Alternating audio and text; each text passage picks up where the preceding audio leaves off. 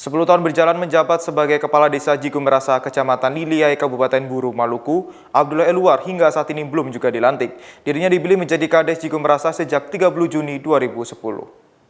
Dilansir oleh Kompas.com, Abdullah mengaku dirinya pertama kali mencalonkan diri sebagai Kepala Desa di Desa Jikumerasa pada 2005, namun gagal terpilih. Pada 2010, Abdullah kembali mencalonkan diri sebagai Kades tersebut dan akhirnya terpilih. Dirinya mengikuti berbagai rangkaian seleksi mulai dari pemberkasan, fit and proper hingga dapat terbuka. Pada saat itu, terdapat 6 orang yang mengikuti seleksi untuk menjabat sebagai Kepala Desa Jikumerasa yang menandatangani pernyataan siap kalah dan menang. Namun, Bupati Buru Husni Hentihu menyatakan pemilihan Kepala Desa di Desa Jikumerasa tidak sah. Hal tersebut disampaikannya secara lisan tanpa ada surat tertulis. Abdullah menduga keputusan pemerintah Kabupaten Buru tidak melantik dirinya sebagai kepala desa karena permasalahan politik. Abdullah mengaku sudah berulang kali mengadu ke Pemkab Buru, namun tak juga direspons. Dirinya malah mengaku menerima perlakuan yang tidak menyenangkan. Pada tahun 2015, Abdullah melayangkan surat pengaduan ke Komnas HAM Perwakilan Maluku.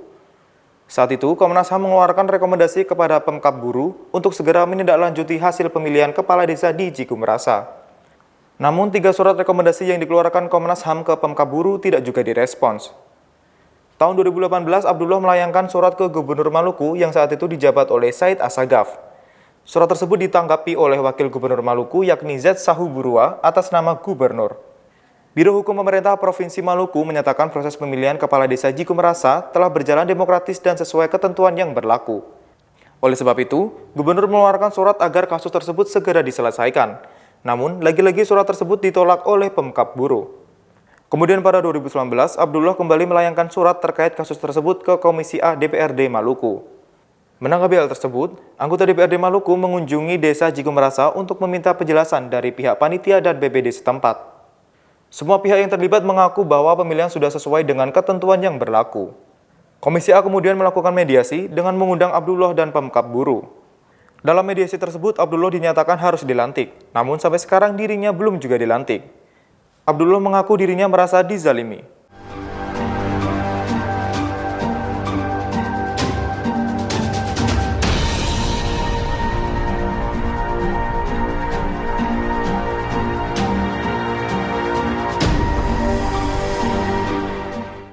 Saya dan anak saya beserta kuasa hukum bisa hadir di Komisi A dalam rangka mengikuti hasil demokrasi yang dimana saya menang.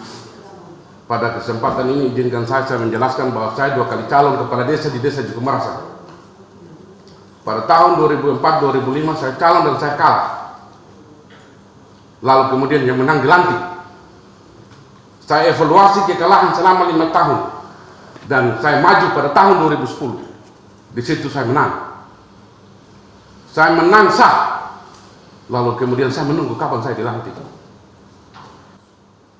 Yang membuat lambat ini kan ini penjelasan ini ngawur. Pemerintah daerah harus bicara itu, jangan bicara dengan lisan. Pemerintah daerah harus mengeluarkan sebuah surat keputusan kalau memang itu hasil pemilihan itu tidak sah. Dan kalau memang ada pihak yang rasa dirugikan dalam permasalahan pilkada pemilihan ini, kita semua tahu dan paham bahwa terjadi pembantaian, terjadi penolakan di mana-mana, tetapi ada ranah hukum, Pak.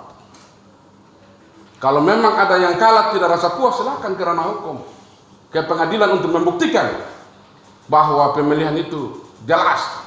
Jangan Bapak tadi jelaskan seperti itu, Bapak keluarkan surat keputusan dong. Jangan Bapak bicara bahwa saya calon, saya pernah buat.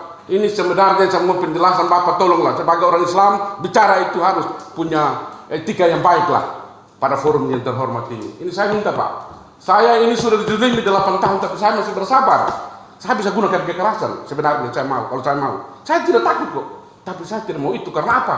Karena saya menang, ya. Orang yang menang semestinya ada sebuah keputusan lah.